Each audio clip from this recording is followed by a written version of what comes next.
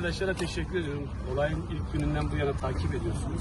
Tüm hemşehrilerimiz, tüm Türkiye bu olayı takip ediyor. Şu anda dediğim gibi diğer arkadaşlarımızın sorgusu devam ediyor. Zeydan Başkanı ve diğer arkadaşlar. Dileğimiz, umudumuz onların da özgürlüğüne kavuşmasıdır. Şu anlık o süreci birlikte takip edeceğiz. Burada birlikte bekleyeceğiz. Teşekkür ediyorum sizlere. Ev hapsi girer gitmez devreye konacak mı Abdurrahman Bey? Sizin Tabii mahkeme kararı neyse mahkeme kararına uyacağız. uyacak.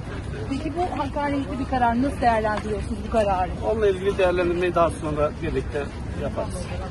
Şimdi söyleyeceklerim bunlar. Başkan Türklere, başkan Türklere, başkan Türklere, başkan Türklere, başkan Türklere, başkan Türklere, başkan Türklere.